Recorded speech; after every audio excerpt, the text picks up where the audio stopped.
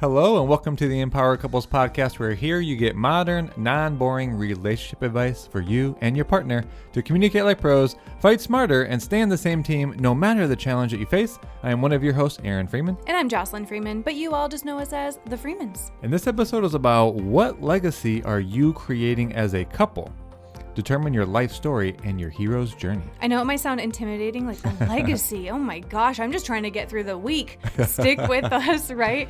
We aren't going to overwhelm you or have you feel like you have to really create this huge idea. Yeah. Stick with us. This is very personal to me, hence why I wanted to bring this forth. We want to do even more personal episodes. But let me start with this question actually for you. What is the story of your relationship? And just pause for a minute. Has the story been a comedy? Is it a tragedy? Is it a drama? Is it a romantic comedy? Is it a mystery? Is it a crime novel? Is it a superhero movie? Oh my gosh. Just think about, in seriousness, what is this story that's unfolding for your relationship? Yeah, and I know that can be kind of a big question. We're going to explain further, but what I hear in that is sometimes we can get really caught in the small moments day to day. Oh my gosh, that was a frustrating interaction, this morning. Oh man, it's been a tough month for us. Like, we're disconnected. We just seem to be getting into heated moments. Or, hey, it's really tough for us right now because we have a newborn and we have not gone on a date in a while. Wherever you are now, sometimes we can be so focused on the small moments instead of the bigger perspective of your relationship as a whole. Whether you're going to be together for a lifetime, which we hope, for you, as long as it's a fulfilling, healthy relationship, a 30-year marriage, 20-year, whatever it is, the time you are together, to broaden your perspective to not just that you're having a tough day, a week, a month, but okay, what's going to be our journey over a few decades together? Yeah, and a lot of times you can think that what's happening right now is the way it's going to be and how it's going to continue, when really it's not. If you gave yourself the opportunity to sit down, you've always been changing and transforming and evolving. You've done that as an individual person from the time you were a kid to a teen to the adult self now. There actually is a principle in psychology that we don't see the future as evolving as fast as the past. It's called end of history. And as much as we can look back to think about how much we've evolved, we think we've pretty much gone as far as we're going to go. And it kind of pertains to the relationship as well. Is this it? So is this how the rest of it's going to be? And though it's not the case, we're all evolving, and many times people evolve faster and faster as they get older, but it's that present psychological idea that I'm about as far as I'm going to go, or we're about as far as we're going to go. Yeah, I think that's a huge mindset perspective. I hope you all are really capturing that and to really zoom out. So, Aaron, tell me more about this creating a legacy, determining your life. What is this hero's journey even? Explain that. Yeah, legacy can seem like a really far-reaching goal, something maybe bold, but this was from a teacher that I listened to. If you think about what legacy is, it really is just two things. It's children, and not necessarily your children, but for humans, we will always be producing children. So a part of humanity legacy is children. And the other thing is actually story. So these are really the only two things that last, because cities, buildings, companies, no matter how many years old they are, companies in this case, they're not around forever. And you can really see that when you look past through history. Even empires have fallen. And so the only real things that last are children, future children, and stories. Now, stories are powerful. This is why I want to do this episode, because stories create culture. They create movements. And in many cases, what brought me to this was they actually create really great businesses. Now, I'm not going to talk about NFTs. It's something that I've been getting into and I've really been enjoying. And there's a lot out there, and a lot of them are trash. And the ones that are excellent are the ones that storytell, and specifically storytell about the hero's journey. And that's really what I wanted to talk about here today, because how are you seeing yourself in the story of your relationship, let alone what your story is? And many times the story of your relationship, you relate to it like you're just watching, let's say, the movie unfold. Or if you're a reader, you're reading the book that's already written, even though you haven't gotten to the next chapter yet. Yes, you're the reader. I want you to think about this for your life. Yes, you're the reader and you're the experiencer of your own life, but you're actually the author at the same time. You're also the author and the central character, the hero of the story. And within your relationship, within your family. Yeah. But maybe you don't see it that way. Maybe you do see it as kind of at the effect of how things go, like it is happening to you, right? Rather than, okay, what story are we going to create together? And in a way, really sitting down and clarifying that as a couple. What's going to be our story? I'm not going to let it be a crime story, right? I'm not going to let it become a tragedy. That is not the story we're going to write together. And actually, a part of this is you could be experiencing tragedy right now. You can be experiencing a huge challenge, a drama, but like all hero journeys, like I don't want to just explain just briefly, that's only a part of the story. So a part of really expanding on this legacy, or at least having you change your perspective, is to see that this is just a part of the journey. And are you the hero? Is your partner the hero? Is the relationship the hero? And this is just a segment in time. As opposed to seeing your partner as the villain. Yeah. I don't want you to see them as the villain within the story. So I've been paying attention to a lot of, in this case, NFT projects, and there's a few that do this storytelling so well. I just want to briefly talk about this, and maybe you'll be able to better define your own relationship story. Now, in all movies, anything that you have seen in media that has gotten your attention, that you love, that you talk about, whether you know it or not, has the storytelling of the hero's journey in it. Now, very briefly again, there's 3 stages. There's the departure, there's the initiation, and then the return. And as you think about creating your story of your relationship, think about those 3 parts, and also think about, well, where are we in this story? Can you explain them each a little bit? Well, yeah. So the departure is going to be like Lord of the Rings is actually one of the very best examples. And it's just so clear that you can see the hero's journey. There's the departure, meaning the central hero has to leave their ordinary world. I won't go into the details of Lord of the Rings, but you have like Frodo, and he lives in the Shire, and it's very ordinary, right? It's just peace and calm. And the departure is that he leaves to go on an adventure. The initiation is really all that happens to him on his journey. And the return is, in the hero's journey, they always return back to where they started, but not as the same person. So within a relationship or marriage context, would the departure be a couple starting their relationship?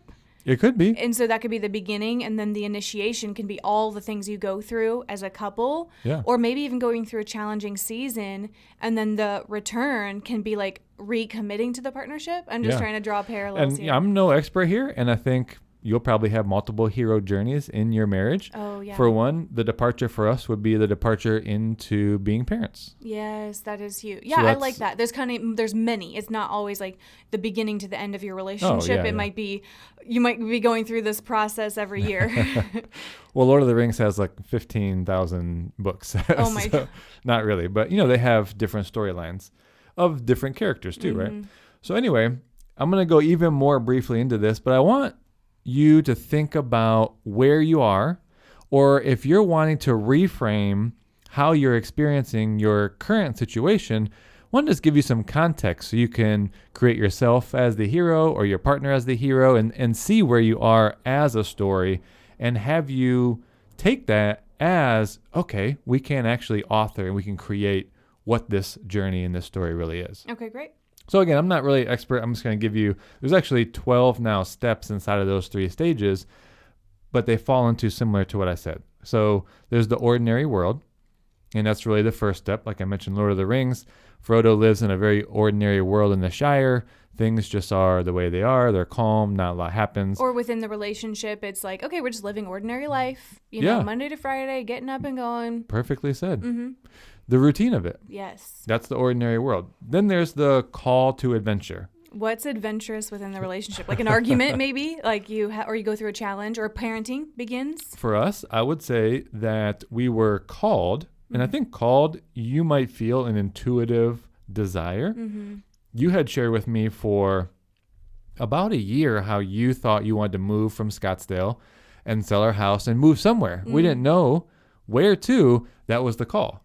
It was the call to adventure. Now, it did take us probably a year since you started talking about it to go on that adventure. But the call was to live somewhere else and see what that would be like. Then the third step, there was the refusal of the call. Is that when you were refusing me at first? Well, that's true. In a hero's journey, there's always some resistance. So that's a good point. I had a lot of logic about selling the house and where we would go. So there was a certain resistance Same thing about parenting, refusal. getting pregnant, same thing. Oh my gosh, you're really doing great on this storytelling. Yeah, I had resistance. Why am I the one that refuses the call? He's not always resistant, you guys. Like, these are just examples where he was. Yeah, I refused the call. And I think in relationships, you have the call. You had the call to move. And you had sort of the call to be a mom, or at least explore that ahead of me. So in a relationship, there's obviously two of us. And I think I sort of refused the call for a little while. But then the next thing is you eventually heed the call and you actually do go on the adventure. So then along this path, there's meeting with the mentor, all heroes' journeys. And in The Lord of the Rings, that is the wizard, Gandalf. Well, even in our examples that we're giving there, when we were considering selling the house, like, we went to the people that we respect and our mentors, and they all were like, go for it. Now's the time. That's true. And then even with parenting, there were a few friends that specifically, worked with you through some of the fears and challenges that you had. So that's so true. Like, but that's also important for you to reflect on, who do you go to for advice, right? When you're feeling this call to adventure, are you going to the right mentors or people who aren't giving you sound advice? And typically, it's meeting with the mentor that leads you to the next phase, which is crossing the threshold. So though you had the call to the adventure, though you refused the call, and then you met with the mentor, that all gave you what you needed, not to know how it was going to work out, but that has you cross the threshold and actually go on the adventure. Which, when we sold our house, that was awesome, right? We're driving across country. When we got pregnant, it's just, and I'm really seeing this. I realize we're telling a good story here, actually. And I like how you're adding into the pieces. The next piece becomes really clear. So you tell our hero's journey inside of tests, allies, and enemies. Yeah, there's been tests, for these couple examples that we're giving, like even moving our furniture, they lost some and it was weeks late. So we had to, stay with a friend. Thankfully, they were able to have us getting there. It was during the pandemic. And so we weren't really meeting a lot of people. We felt isolated. And then, of course, like moving back and making that decision. And then with getting pregnant, it was, whoa, like our life is about to really change. And are we really ready for this? And even now having the baby, tests keep showing up. So you're right. It's not just a triumph. There are tests along the way. Oh, yeah. And you meet allies, you meet enemies, and some that start as enemies, you might even think Wizard of Oz, right? Some that you thought were enemies may actually become your best allies, like the lion and the scarecrow, right? For instance, in the Wizard of Oz. So the next this is where I'm not a master per se, but it's the approach the innermost cave. So you really get to a point where you're most challenged internally. Like, you're going to have to step into courage. You're going to meet fear. You're going to have to really go into not just an outward test, but the internal test as well. Well, even couples, like there's a couple that just signed up and committed to 6-month coaching with us today. And they're kind of in this a little bit, right? They've been going through the tests. And now by saying yes to this, they're in this cave of, okay, I have to work on myself as an individual and within our partnership. And so in a way, it's like a very reflective stage. And like, what are we going to do here? What am I committed to? Yeah. It could be the place of maximum fear and doubt and uncertainty. And that's a part of the journey, though. That's where you have to go, because that's going to be needed as you reach sort of getting to the part of the victory is the supreme ordeal. And all that has led you to and given you the skills, given you the courage, you developed what you needed to face really like the ultimate challenge, the supreme ordeal. And when we work with couples, there often are like one or more periods throughout the transformative journey that we take couples through where they like kind of have to keep confronting, am I going to keep showing up and choosing this partnership? It's hard right now. I want to give up. Okay, no. I'm committed. I'm doing the work. And there's that choice sometimes multiple times to recommit. And I think between both of these, the inner work and then how that leads to the ordeal, many couples find themselves focusing on that area a lot. And in my own mind, sometimes we get into that supreme ordeal, that challenge, and you know what? We might not have done the work that's really needed to get beyond it. And sometimes that has you stop, it has you go backwards, you give up. But if you think about the steps of this process, you're not going back to zero. You're just still in the innermost cave. There's still internal work that you need to do before you have the tools you need to go beyond this big challenge. That's great. Yeah, you're not back at square one. You know, you didn't lose all the progress that you made. That's right.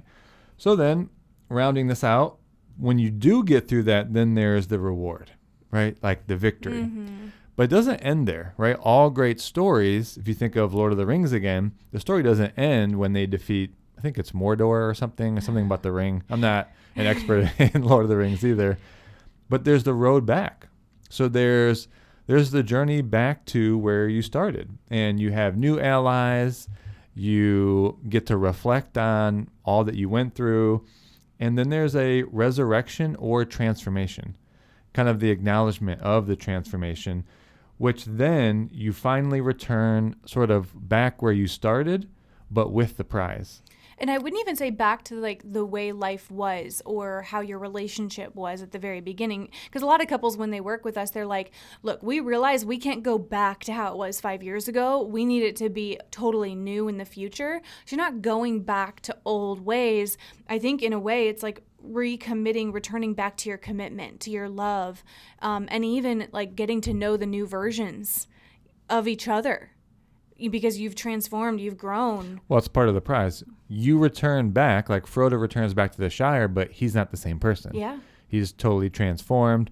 So it's not about an object being the prize. It's actually, it usually is the internal transformation that happened and the couple that you became. So maybe the return back is you're now different people, but you return back to a certain, I'll say, homeostasis, like you come back together. And I think you don't want to continuously be on a hero's journey back to back to back to back. You need a little reprieve. You return as different people, but you return back together for a period of reflection, of celebration, and then guess what's going to happen sometime later?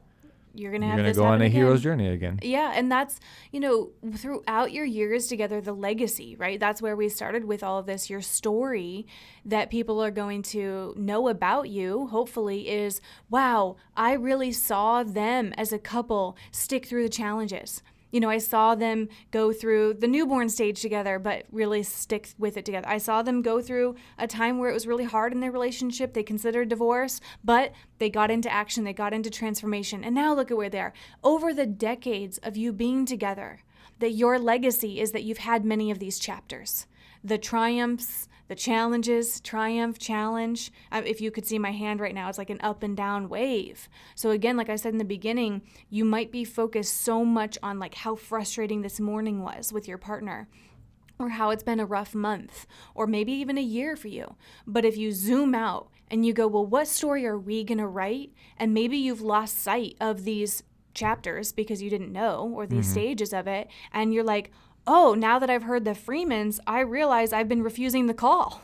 I've been refusing the call to this new adventure that we want to go on. Or, you know what, we're in the middle of a test, but I didn't see it that way. And I didn't see that after the test is me doing some internal work. And if I do that internal work, we're going to get to the reward.